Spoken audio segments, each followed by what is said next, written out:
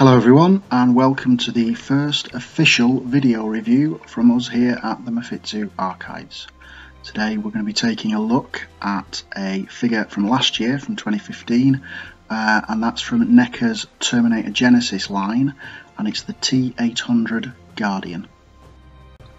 So NECA's Terminator Genisys range saw just 3 figures released across the back end of 2015, and with the movie not performing as expected in the cinema, these figures ended up with a similar fate. The range comprised of a first wave of just 2 figures, the T1000 Terminator in police disguise, and then the figure we're reviewing here, the T800 Guardian Terminator. These would be followed up a couple of months later by what they called the Pops T800, the older version of the main character, played by Arnie, of course. Like many of NECA's newer releases, the Genisys figures were supplied in a cardboard window box. The box is predominantly a red design depicting the infrared view of a Terminator, and throughout this box art you can make out Terminator endoskeletons and hunter killers in the background. There's a contrast on the box, comes from the black flash that circles the bottom quarter.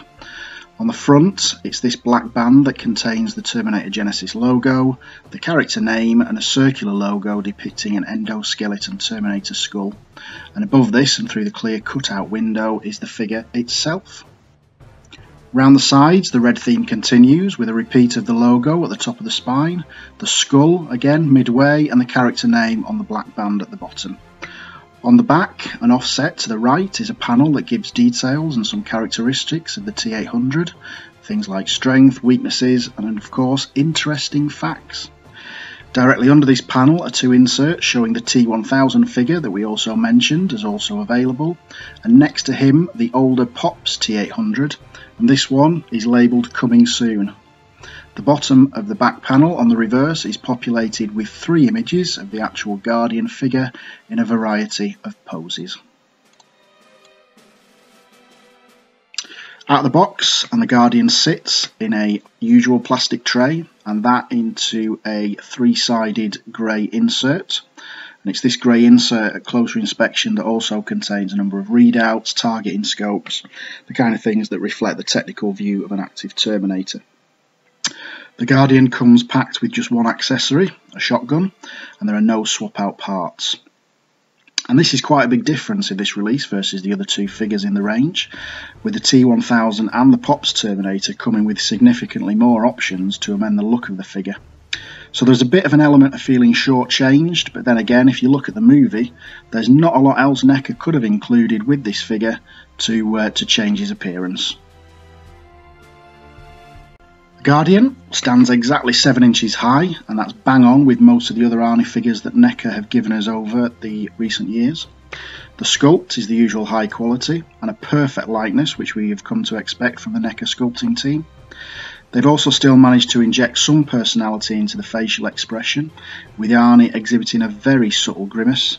It's these facial expressions capturing the actor's mannerisms that for me is keeping NECA ahead of the competition.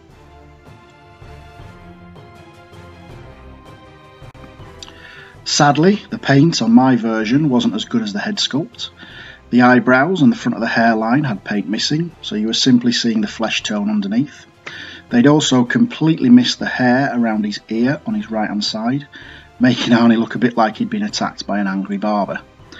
The clothing is fairly standard and quite plain, with a hooded jacket sculpted over a plain grey t-shirt. The jacket is coloured in a slightly glossy effect, so naturally picks up its own detail. There's no paint wash on either the jacket or the t-shirt. And moving down to the trousers, these are a cargo type trouser, and again, like the top half of the figure, they've got loads of detail worked into the sculpt, and there is a very subtle wash to bring out this detail. The trousers and the black shoes would go on to be reused fully for the Pops version of the T800. Articulation is always a fine balance on a NECA figure between preserving the looks but allowing the figure to get into some variant poses. The Guardian is no different, and the joints are all really well disguised at first look. The head on a ball joint will rotate fully round and will look up and down, as well as being able to cock itself to either side. The ball jointed shoulders withdraw under the jacket when raised, Therefore the arms can be raised to almost a 90-degree angle to the body, and they also rotate to go above the head. The elbow joints are a single 90-degree bend, but they also rotate, as do the wrists, which does allow the Guardian to hold his shotgun in that familiar two-handed position that we see in the movie. The waist is jointed and swivels, and unlike many figures can actually rotate a full 360 degrees.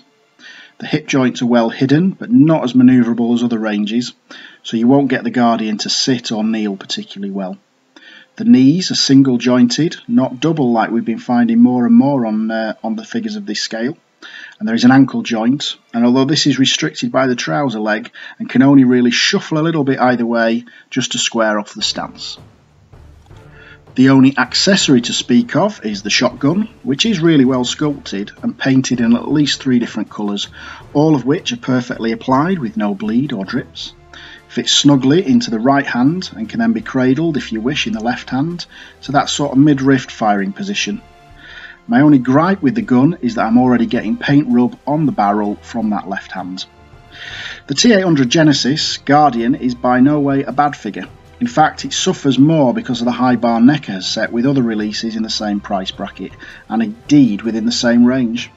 The paint issues are factory problems, and if I had the opportunity to look through a few more figures, I'd probably find one without any issues. The problem with this figure lies what is not there: an alternative head or maybe alternative weaponry.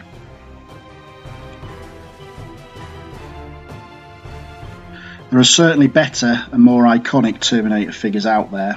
For example, and one I certainly recommend, is the ultimate T2 Terminator, which will cost you about $5 or more. In terms of a score, I give the Genisys Guardian a safe 3 out of 5, just behind the older Pops version, who benefits more from some of the extra packed in options.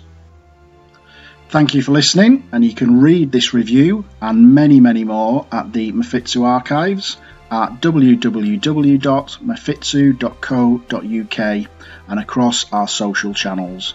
Please hit the link in the top corner and give us a visit, and hopefully we'll see you again soon with some more reviews. Thank you.